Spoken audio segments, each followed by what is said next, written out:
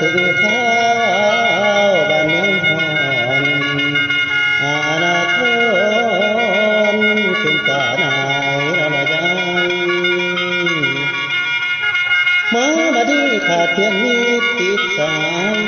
ปีไม่แล้ว2,020หอนย้อนมันหายเขาขอควรน่าละยายโอ้ยน้อโอ้ยนาโอ้ย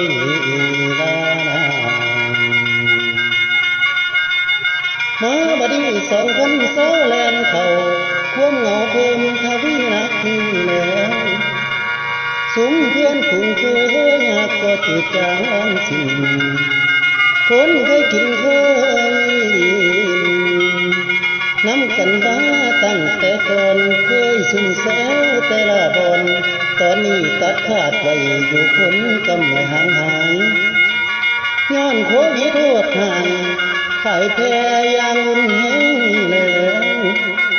เศร้าหรือเองพากันกับเสียงโตอยู่ในบ้าน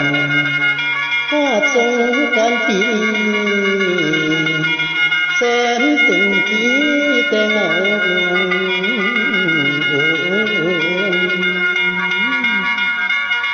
โอ้ยบอนเคยรวมเที่ยวดินสะลองเรื่อยแต่ผ่านบ้านเงียบไปเวิดแล้วแม่ป่าย้อนผีหาโควิดนี้แล้วทั้งสายบัวนิดก็ห่างเหินไปจอยเหลือแต่หอยค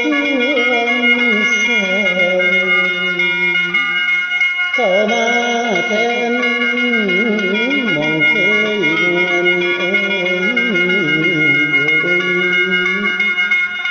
โอ้ยย้อนสงครามล้วนย้อนสงครามล้วนทำให้บ่คงใสที่ของประเพณีเคยเฮ็ดมาก็ได้ปีนเปลี่ยนโมคือหลังนี้แล้วคอยระวังแต่เดียวสิเที่ยวบ้านพอปีนี้น้องสาวเราเศร้ายามสงกรานต์บ่ซอยสิ้น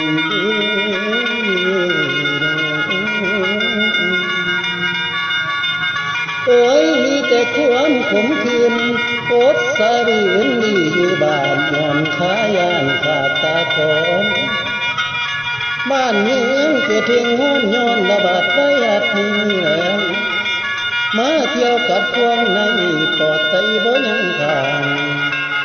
จังแม้เป็นไผมาสร้างให้เป็นดังพวกกูไผก็ว่าผู้โลกแนวนี้จะเป็นควรคนทั้งโลกตื่นทวงยันสั่นเอาเรือหลายตัดขาดสายสัมพันธ์บ่แม่นมันมีลุงกาเคยไปมาหาขมูมันมาปิดประตูเอาไว้บ่ให้ผ่านบุญสงกรานต์เคยเสร็จสองสลองซึ่งก็คิดผมแต่ละบอนก็เลิกลมบ่ได้มวนซุ่มแซวแล้วฮ้อนคือแปลวไฟล้นแต่ละคนได้มีเงินบุญก็ปาถิ่มการพบนั้นถูกยกเลิกเวลาบ่แม่นน้อยที่คอยตั้งแต่งบุญโลกโควิดมันสั่งตุนจนว่าบุญทลายหักนี่แล้วอยู่วันไหนก็หยุดพักกลางกันนอนความยานพวกที่บ้านแนวหาย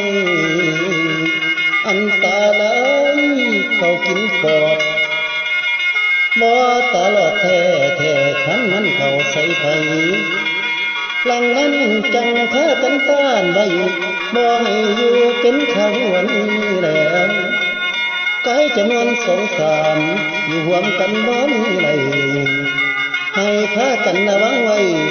ความปลอดภัยจากพยาธิเพื่อสอยซาแต่แกนมันสำคัญแท้ครัวส่วนตัวอย่าทำไปมั่วพยาธิซัวสิว่ายามนี้แล้ว มาพลังลุกปอดไตพวกห้องมีสติเขียมต้านกับผีมานสายพันธุ์ใหม่ขอฝากใจถึงพวกเพื่อนผู้เคยอยู่ร่วมกันความหักจังเพียงมันบ่ทันขาดไปใส่แล้วยังจดจำฝังใจหากบ่มีน้ำสิ้นใจไทยน้ำเพื่อนสาวลาวแม่น้อยใหญ่เรื่องสงบจำไหลจังขึ้นไปคือแต่เขาหันไปรอเรื่องคืนบานปีใหม่นี้ให้พี่น้องแต่ละบ้านสำลันสิ้นเยอะมีหมองให้มีเงินมีทองทองใสไหลมาตุ่มสาธุเด้อสิ่งศักดิ์สิทธิ์ให้พวกผมคนดาวเบิดน้อยใหญ่แม่นยังอยู่ประเทศใดให้ไปคอยเลี้ยงกันโอ้โอ้โอ้